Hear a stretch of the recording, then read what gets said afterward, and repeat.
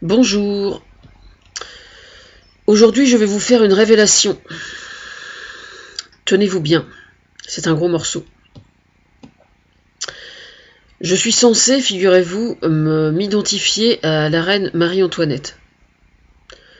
Oui, je sais, vous pouvez rire. Je vous y autorise. Heureusement que l'autodérision est là, franchement. Bon, enfin bref, le pire c'est que c'est vrai, quoi. Oui, je sais, ça fait un gros morceau, mais bon, c'est comme ça. Alors, je vais vous expliquer quand même pourquoi, comment, etc. Il se trouve qu'il y a, je sais pas, peut-être une quinzaine d'années, je sais plus exactement. Le hasard avait fait que j'avais visité le musée Grévin à Paris. Et dans le fond du musée Grévin, figurez-vous qu'il y avait à l'époque, alors je ne sais pas s'il y est toujours, il y avait une lettre de Marie-Antoinette, manuscrite donc. C'est une lettre qu'elle avait écrite la veille de sa condamnation à mort. C'est-à-dire qu'elle était en prison, donc je pense qu'elle devait être à la Bastille, et elle réalisait qu'elle allait être guillotinée, elle le savait, quoi. Et donc évidemment, elle avait ses enfants. Enfin, je ne sais pas si ses enfants étaient avec elle d'ailleurs, mais toujours est-il que cette lettre était destinée à sa belle-sœur, je crois, ou il me semble que c'était à sa belle-sœur, enfin, à quelqu'un à qui elle remettait ses enfants, quoi. Elle confiait ses enfants, et donc elle ouvrait son cœur, et elle donnait son ressenti, quoi, ce qui est quand même pas évident. Et donc j'étais tombée là-dessus, et j'avais lu cette lettre, et j'avais trouvé ça bouleversant, en fait, parce que par rapport à l'image qu'on avait de Marie-Antoinette à l'époque, enfin à l'époque, jusqu'à ce que moi je tombe sur cette lettre, pourtant n'importe qui pouvait lire cette lettre et puis en déduire la même chose, mais toujours est-il que ça avait vraiment modifié la façon que j'avais de la percevoir, quoi. Parce qu'en fait, je m'étais dit, en fait, une reine, enfin qui que ce soit d'ailleurs, il y a l'image qu'on en a par les observateurs, parce que bon, il y a les peintres, il y a des artistes de l'époque à chaque fois qui les font en portrait, etc. Mais dans l'intimité, qu'est-ce qu'ils ont vraiment au fond de leur cœur dans l'intimité, quoi. Je veux dire, c'est comme Louis XVI qui était passionné par les serrures, par exemple. Non, mais c'est vrai, enfin, c'est. Voilà. Bon, toujours est-il donc que j'ai raconté ça à Thomas Fersen. Oui, Fersen comme l'amant de Marie-Antoinette. Alors, pour information, il se produit sur scène vendredi 14 à 20h30 au théâtre de Versailles. J'ai bien fait la commission. Enfin bref, donc l'occasion est trouvée, pardon. L'occasion est trouvée donc que je casse le morceau. Voilà.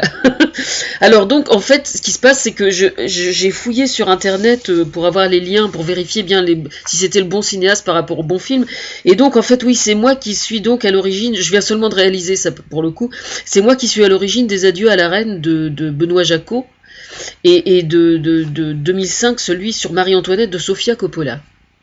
En fait, je pense que celui de Sofia Coppola, j'avais pas vraiment réalisé, en fait, pour être franche, j'avais pas vraiment réalisé. Mais par contre, c'est vrai que ma troisième fille est absolument dingue de ce film. Et voilà. Mais en fait, par rapport à moi, ce que j'avais ressenti par rapport à cette lettre, ce que j'en avais retranscrit à Thomas Fersen, etc., c'est plutôt dans les Adieux à la reine que c'est perceptible, en fait. Voilà. Et donc je suis responsable du fait que Marie-Antoinette ait eu une forme de retour en grâce, d'une certaine façon. Parce que elle a été montrée, à partir de ce film-là, sous un jour beaucoup plus humain et beaucoup plus... Oui, c'est ça, elle est revenue en grâce, c'est comme ça qu'on dit, je crois.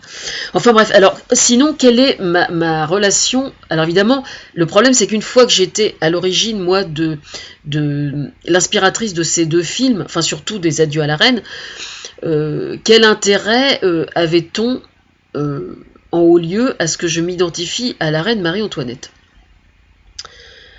Alors, il y a des points sur lesquels, effectivement, je lui ressemble. Il faut bien le reconnaître. Je ne suis pas noble, hein. Je précise que si je m'appelle Niel Aubin, c'est suite à l'adoption de mon père par une femme qui s'appelait Aubin. Il s'appelait Niel avant, il a été adopté par une demoiselle Aubin, et donc il s'est appelé Niel Aubin, et moi étant sa fille, je m'appelle Françoise Niel Aubin. Mais je n'ai rien de noble au niveau du nom. Bon, je suis une nana bien, quoi, tout simplement. Non, mais plus sérieusement, en fait, ce qui se passe, c'est que en fait, je vais plutôt parler des points sur lesquels je suis plutôt opposée à elle ou je lui ressemble pas du tout. La silhouette, par exemple. je n'ai pas la silhouette de Marie-Antoinette. Ça c'est clair. Et peut-être que je l'aurai un jour, sait-on jamais. Et puis, bon là, elle est proche, effectivement, dans Les Adieux à la Reine, elle est très proche comment dire, de son employé, donc qui est sa confidente et tout ça, mais je suis pas certaine qu'elle était aussi, comment dire, aussi attentive au bas peuple que ça, quoi. Je veux dire, moi je suis bonne comme du bon pain, on me surnomme l'abbé Pierre, enfin bon, j'ai une certaine réputation de ce côté-là. Je pense pas que Marie-Antoinette était aussi attentive que ça aux gens les plus modestes. Bon, ça c'est une chose. Par contre, c'est vrai qu'il y a énormément d'autres points, par contre, où je lui ressemble beaucoup. Je dois admettre. C'est dans sa façon, la façon dont elle était extrêmement ouverte à tout ce qui était artistique. Et notamment aux penseurs et aux philosophes de son époque. C'est-à-dire que, mine de rien, avec son petit théâtre à côté du château de Versailles, dans son théâtre, elle jouait la comédie, enfin, elle avait une vocation contrariée de toute évidence, elle aurait été très probablement une artiste, parce qu'elle adorait le milieu artistique, alors ça, sur ce point, je lui ressemble énormément, ça, il faut bien le reconnaître. Voilà, donc c'est vrai que c'était quand même pas évident pour elle, parce que vu la place qu'elle avait par rapport au roi, évidemment, étant la femme du roi, c'était pas évident d'avoir la prétention de prendre la défense de ces philosophes et tout ça. Donc il y avait Rousseau, il y avait, enfin bref, il y avait plusieurs philosophes. Je sais pas la chronologie trop, donc je vais pas trop m'avancer sur le. Mais je crois qu'il y avait Rousseau dans le lot. Et l'autre point commun aussi, c'était le fait qu'elle avait sa petite ferme à côté, c'est le Trianon, je crois, non, à côté. Elle avait sa petite, elle aimait bien jouer à la fermière, quoi. Et moi, dans une vie, bon, moi, je suis une fille d'agriculteur déjà, et c'est vrai que dans une vie antérieure, avec mon ex, nous avions des moutons, des poules, des canards, et c'est vrai que bon, de toute façon, si je suis l'inspiratrice de Stéphane Le Foll, c'est pas un hasard, hein, c'est parce que c'est quelque chose qui, moi, me tient vraiment à cœur, et donc c'est vrai qu'elle avait sa petite ferme, et là-bas, elle se sentait vraiment elle-même, quoi. Donc ça, c'est vrai que je lui ressemble beaucoup par rapport à ça aussi. C'est vrai que c'est très touchant de penser qu'une reine puisse se réparer en prenant dans ses bras un mouton ou un agneau. Je trouve que c'est quand même assez marrant, quoi. Et autre chose sur lequel je lui ressemble aussi beaucoup, c'est, ça rejoint l'artistique, le fait d'aimer la mode, d'aimer les tissus. Elle avait de toute évidence, je pense, une très forte sensibilité au niveau du toucher, des belles matières et tout ça. Bon, c'est d'ailleurs ce qui faisait sa mauvaise réputation à l'époque. On disait qu'elle claquait tout le pognon de l'État français dans des frivolités et tout ça. Bon, elle aimait les belles toilettes et tout ça, quoi. Moi, j'aime beaucoup le milieu de la mode, le prêt-à-porter. Ça, c'est quelque chose qui m'intéresse énormément, mais c'est pas dit que moi-même, pour le porter moi, j'y suis si attachée que ça, quoi. Je suis en fait beaucoup plus attentive, je pense à booster les créateurs qui sont dans cette branche-là. Ça me passionne, quoi, vraiment. Notamment pour faire comment dire, les passerelles entre la haute couture ou le prêt-à-porter et d'autres secteurs, en aval et en amont, quoi. Voilà. Sur ce point, je ressemble à Marie-Antoinette, c'est sûr. Enfin voilà. Donc, je sais pas si je serai au concert de Thomas donc vendredi 14. J'aimerais bien.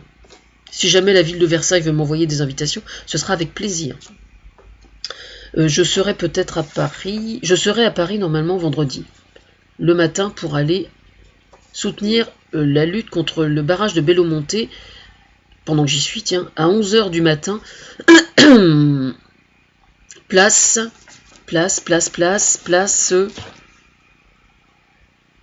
Je sais pas où. Place Carpeau? 11h, place Carpeau? Je mettrai dans le commentaire. Je dois vérifier ça. Enfin voilà, donc il faut aller voir Thomas Fersen. Alors, Thomas Fersen s'est appelé Fersen parce que il cherchait un pseudonyme et ils étaient en train de manger du saucisson avec son père. Voilà, comme quoi le saucisson est très inspirateur. Ne voyez là aucun symbole sexuel. Soyons clairs. Et son père était en train de lire, paraît-il, une biographie de Marie-Antoinette, de Stéphane Zweig. Et donc son père lui a dit, eh ben tiens, pourquoi tu t'appellerais pas Fersen? Voilà, Thomas Fersen. Comment il a choisi son pseudo. Il ne savait pas que j'entrerais dans sa vie, à cette époque.